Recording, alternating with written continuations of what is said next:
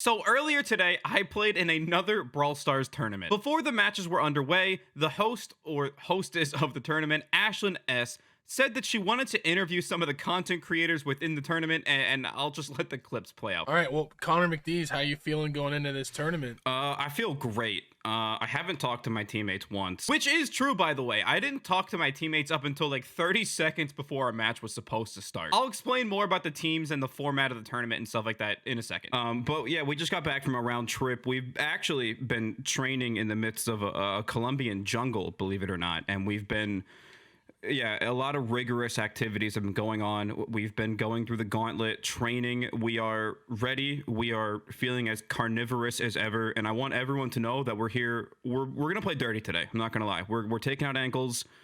We're going for the clavicle. You know, we're doing all the tricks. Straight for the clavicle. Yeah, absolutely. And so as you guys can see, I was just in a goofy goober kind of mood, just having fun with it. Okay, so banter aside, let's dive into the gameplay a little bit. Each match is a power match, so basically it's like Power League, just maybe a bit more competitive if I'm honest. The teams were divided up with a content creator, a pro player, and a casual player. So everyone kind of had the same build, the same advantages and stuff like that.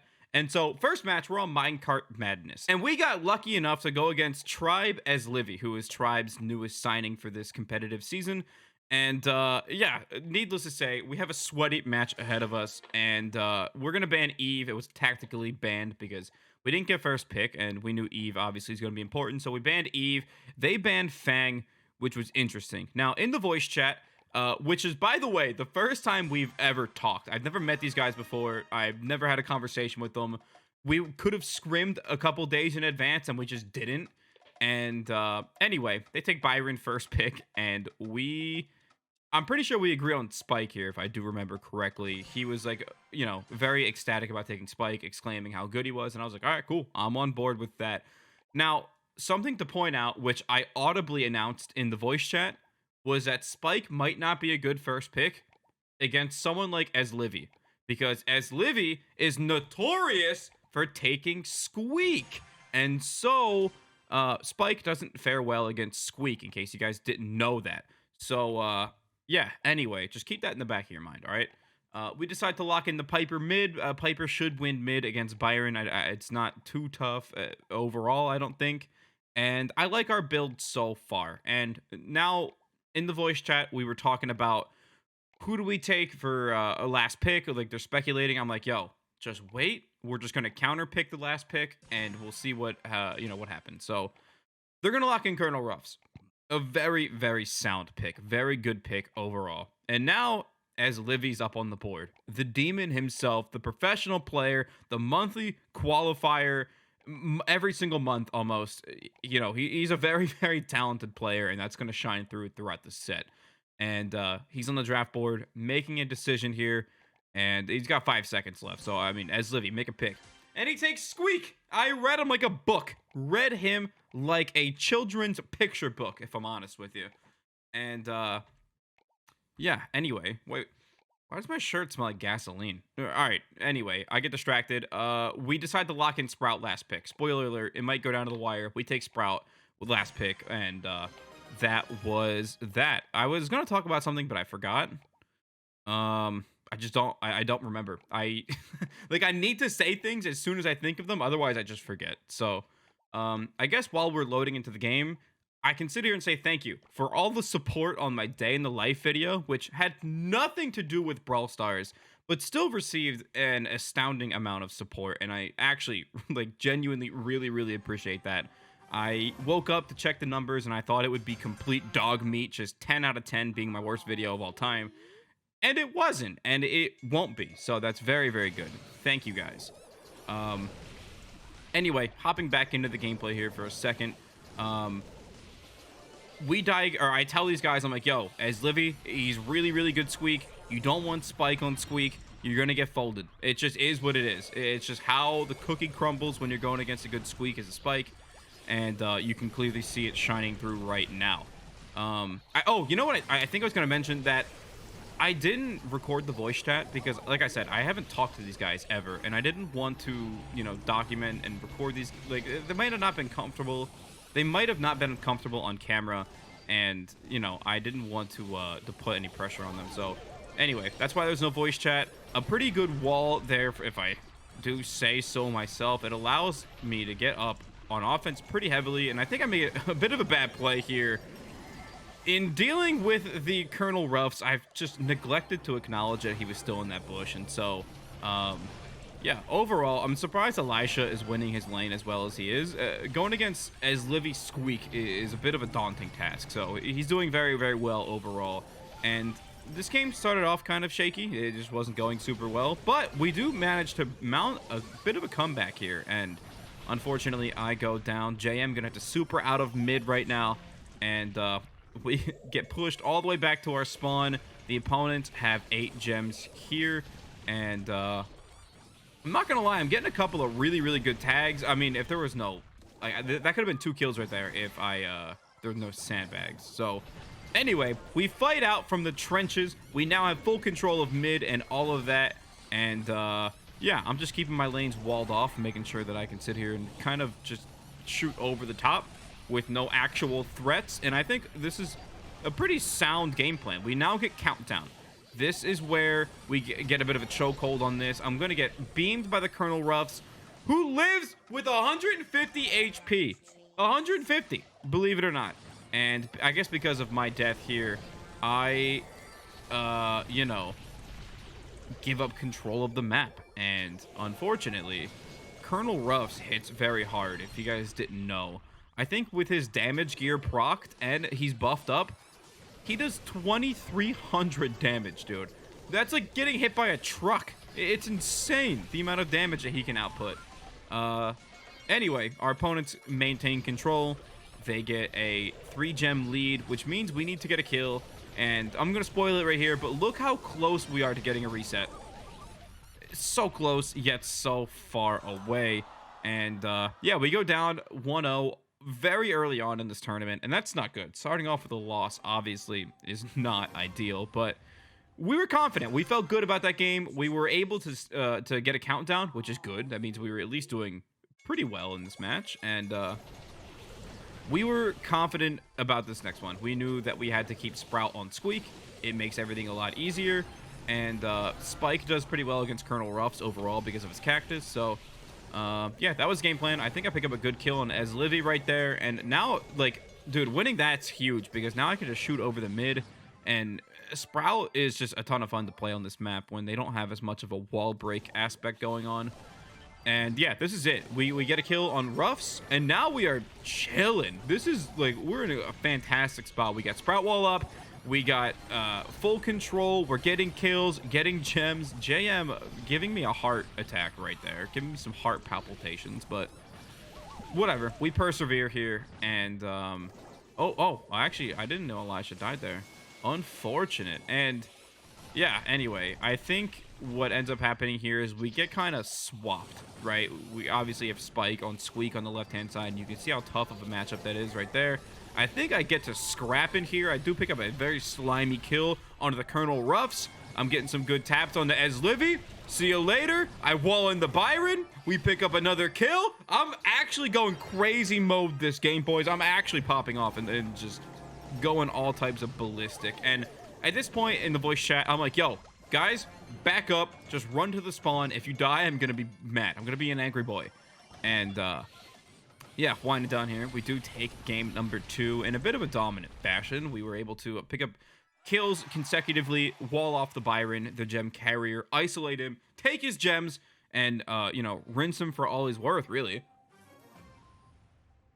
And here we go. Match number 3 here. And I predict that Ez Livy's going to swap lanes because that's what you do. And I predict the Yankee swap. And there we are. I get the matchup that I want versus Squeak on the right-hand side. Unfortunately, I get pinned by the Squeak shot and the Byron shot.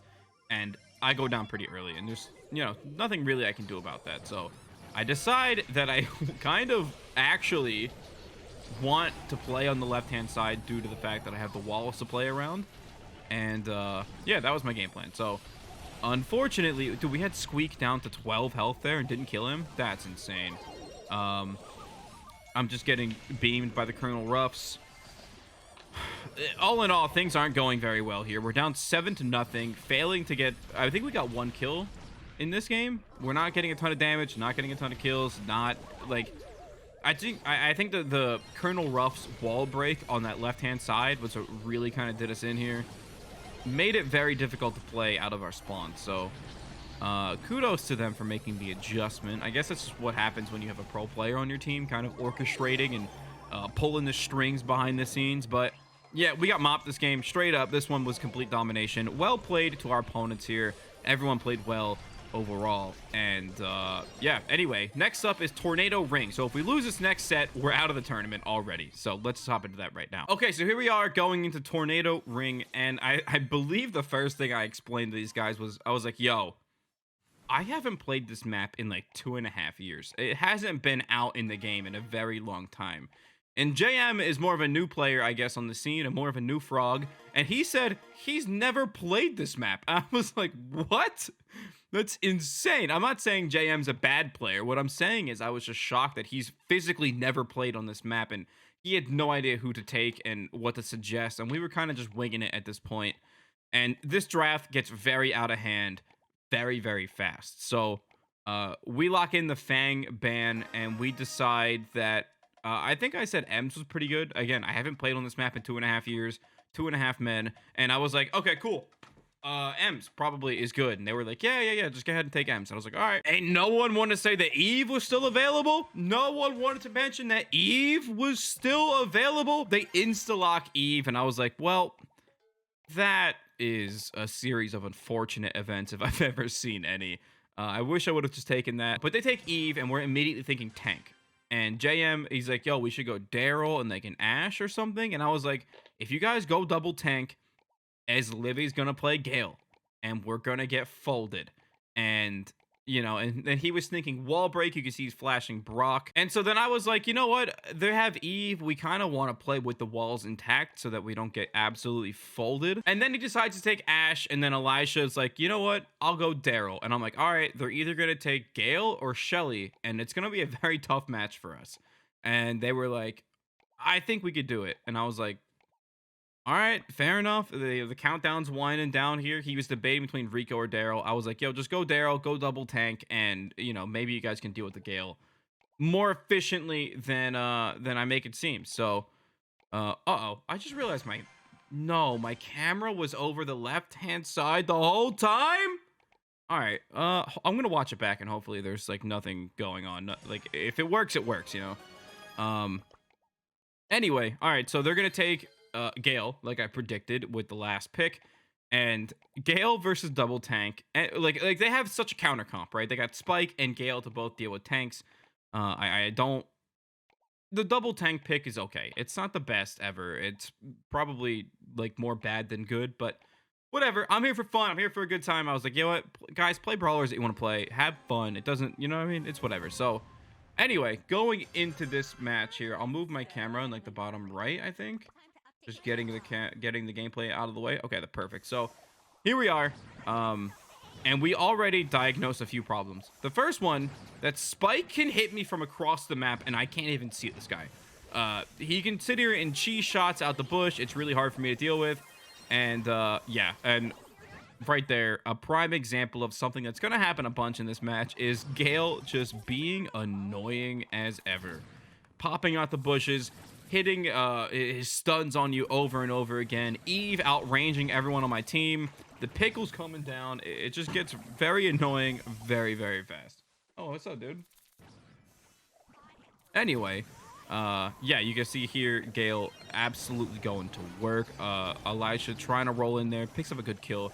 We like to see that. And like, here's the thing about this match. We have very high damage output. My teammates and I can combine for like 50% on one decent push.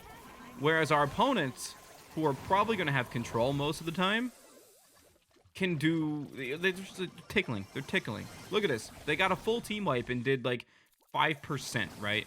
So we're in a decent spot there where it was just one lucky break and we can pound the vault to an oblivion. And so...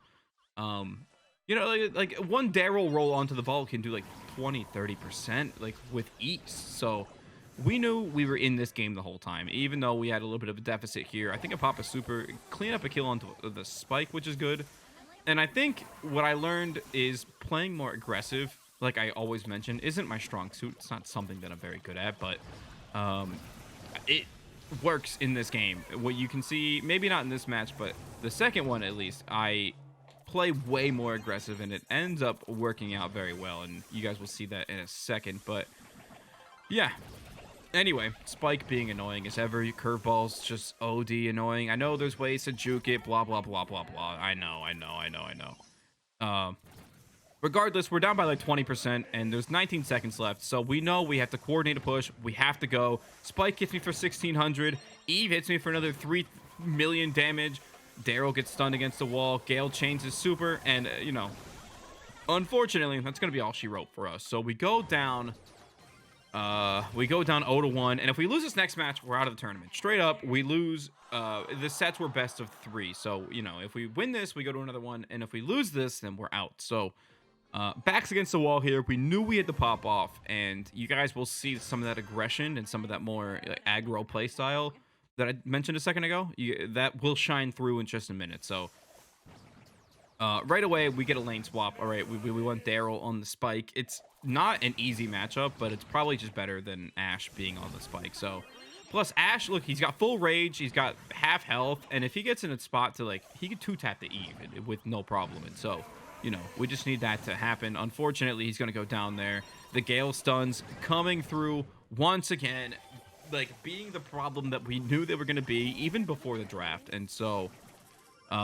yeah, they've done 17%. They put a bigger emphasis on, like, when they get a couple kills, they went and just tapped our vault with all the ammo they had, and it was a good strategy. Like I said, having a professional player like as Livy backing you up, orchestrating the team, commanding the army here is clearly going to be a huge advantage for these guys. So, not saying his teammates aren't good. These guys are all very, very talented esports mobile athlete gamers of the year. Okay, regardless, here we are. I'm trying to help JM get a pinch.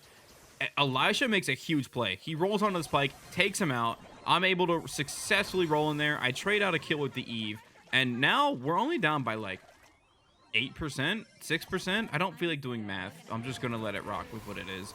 14%, something like that, right? You guys will correct me in the comments. That's completely fine. I'm okay with that. And anyway, here's the aggression I'm talking about. I was able to pick up a very good kill onto the Gale. That opens up opportunities for JM here to make a bit of a crazy play. He's gonna throw down his rats. He's gonna pop his health gadget, make sure he stays juiced up and regains the rage from having the rats down. And now, because the Gale was stuck coming out of spawn, we're able to make an insane play. I get some crazy damage on the vault right there. And here we go. This is where I start teeing off on the vault. I'm hitting for like 10% every shot. Look at this. I did 9% on that burst right there. Another couple of percent. And the spike takes me out just in time to come back for defense. With 10 seconds left, both my teammates are dead for some reason, I think. Or maybe they were getting damage on offense. I don't really know. But I'm chaining supers, getting all the kills we need. And boom, there it is. We take game number 2 and we force another match point, or we first force a match point on set number 3. And yeah, or round 3, sorry. And so here we go. This is it. This is do or die here for us. And boy, oh boy, do we have a sweaty match here incoming fast. Like, there was a big momentum shift for us. We acknowledged that, like, you know, we could actually win the game. Right? Because after the first match, we were like, God, we just got dominated. Like, what do we even do? And then winning the second one is, like, uplifting. And Elijah starts popping off, going crazy. I think JM here starts making some crazy plays onto the Eve. Yeah, he takes out the Eve here. And we're able to get some good damage already. Look at this. Look at this aggression. We already did 22% damage. Like, we are killing it. JM there on offense, making some crazy plays, doing what he needs to do. Just look, he's holding 2 of them back in the spawn by himself. I didn't even realize the kind of work that went into this from him. So, insane play, all around good. And I think I try and stretch here and get a kill onto the Eve. I just thought it was important, and I got a couple hits on the vault. Things are looking good for us. we have a 45% lead against a team composition that can barely do 10% on a good push. So, Elijah picking up kills, getting traded out there. And all in all, things are going exactly the way we want them to. Unfortunately, I'm going to get poisoned by Pickle Rick here for an absurd amount of time. And I think I just die because I'm poisoned for so long. And there's just nothing I can do, dude. So, yeah. Anyway, minute left. Huge lead. Beefy lead. And Spike in this grass is going to prove to be a huge problem for us. As you can see, I'm just completely getting farmed. I tried to take out the Gale. Not able to do it successfully. Elijah gets taken out by the Gale as well. No surprise as Livy go in sicko mode within this match. And 40 seconds on the clock. And you can see our opponent's composition start to work wonders for them. They're able to just sit in that grass right there and just farm. And farm. And farm damage over and over again. And right here is where they take a lead by 1% with 30 seconds left. And something's got to happen for us. We gotta catch a break somewhere. I do manage to pick up a kill into the... Oh, no, I didn't kill the Spike? Oh, no, that's not good. We do have Elisha on offense there bringing him down to 46%. We are down by 2%. Unfortunately, the Gale here gonna be the difference maker. And... yeah, we just weren't... like, a couple more seconds, and that could have been it for us. We would have had a chance. Unfortunately, we go down there, and that's the end of the game and the end of our tournament, honestly. So, all in all, we didn't do too bad for not having practiced, not having scrimmed at all. We didn't even talk until like 30 seconds before our match started. And, yeah, anyway, so, again, I had fun. I enjoyed myself. It wasn't necessarily the best performance, but... fun regardless, and it was a good community event. Shout out to Ashlyn S for setting everything up. She's amazing at doing tournaments and things like that. So, yeah, anyway, that's going to be it for me. Thanks for watching. I really appreciate you guys taking the time. I'm feeling lightheaded from having talking for 30 minutes straight, but, you know, it is what it is. I will see you guys tomorrow. Thanks for watching. See ya. Peace.